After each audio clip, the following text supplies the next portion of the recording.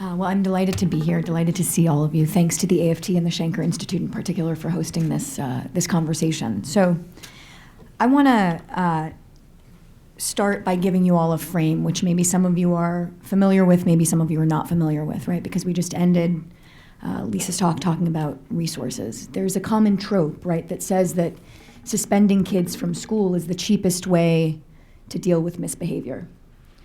And I want to offer you a different view, right? So we know that most kids who get suspended from school end up getting suspended from school again, and that kids who get suspended from school 3 times by the time they get to high school are 50% more likely to drop out of high school. And we know that 80% of people who are in prison don't have a high school degree.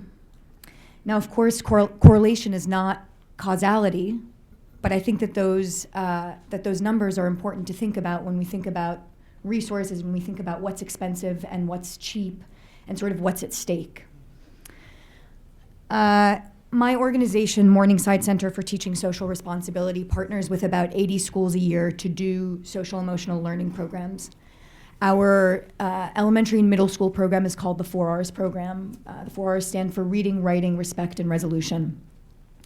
It's an SEL program that blends social emotional learning skills building with literacy.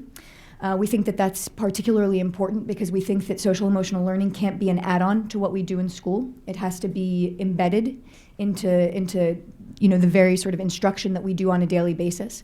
We think that teachers are already overloaded, right? And so if we want people to be invested in social emotional learning programs, we have to find a way to make it make sense for them, right, in the course of their daily instruction and their daily lives in schools.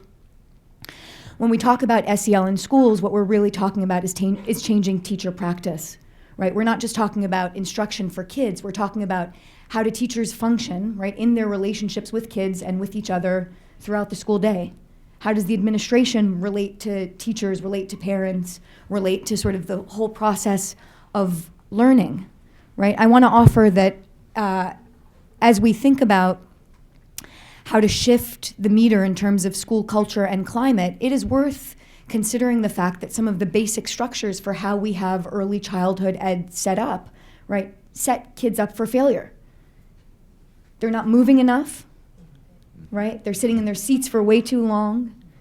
There isn't enough art, and there isn't enough music, and there isn't enough sort of tapping into all of the multimodal learning that we know is critical for keeping kids engaged.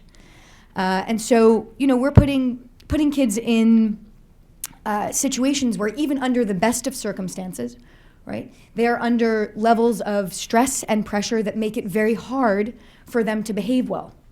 And if we understand good behavior, right, as being the output of the culmination of skills that we have, right, and the relationships that we have, let's say, with our classmates and with our teacher and with other adults in the building, and we understand good behavior as being directly related to how much we feel we belong to the community of which we are a part, we understand that suspensions are not only ineffective, they're immoral, right? To my mind, a suspension means something like this. It means that we are saying to the kid, you're not a part of this community anymore. For a day, for 2 days, for 3 days, for 30 days. For that period of time, you are not a part of this community. You are not wanted. We don't want you here. You did something that is so egregious that we're gonna push you out. And I guess what I would say is, if there are kids that are, outside the reach of school, that means that school has got to change, right? The basic functioning of how we do school has got to change. And at Morningside Center, we think that starts with relationships with teachers, right? Giving teachers the time and the space to get the PD that they need, to get the coaching that they need, to cultivate those spaces that we know and that research shows us are the spaces where teachers are able to most improve their practice, which is in conversations with each other.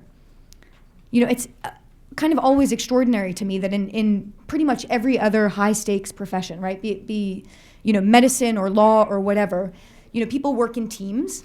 They have a coach. They have time to do, to cultivate and to improve their professional practice, to reflect. That's right.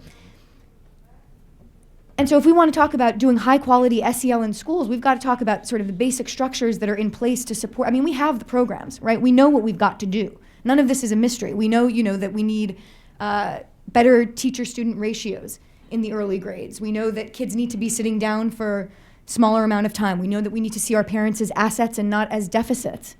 But time needs to be created for all of those things. And at Morningside Center, that's what we try to do. Our elementary school program involves an upfront training for teachers, where basically the premise of the training is, great, we want you to do this, we've got to cultivate the space for you to be able to cultivate these skills too, right? And for most of us, we didn't learn those skills in school. We didn't learn those skills in our teacher training programs. Maybe if you had 1 or 2 classes in childhood development, that's a lot.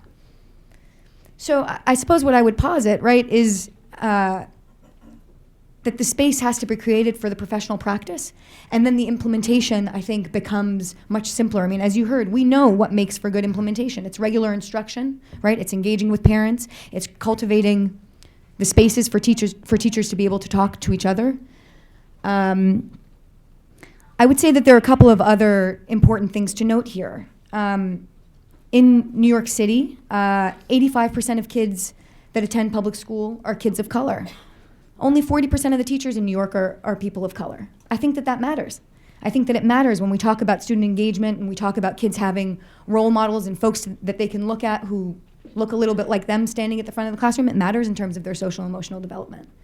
It matters that 80% of New York City school kids receive free or reduced lunch, and yet there's no part of the teacher preparation that talks about trauma, right? And talks about what poverty means in terms of trauma and in terms of our ability to learn and to be able to engage in a positive way in terms of behavior and in terms of relationships. So I'm gonna stop there, and we can hash some of that out in the question and answer. Thanks.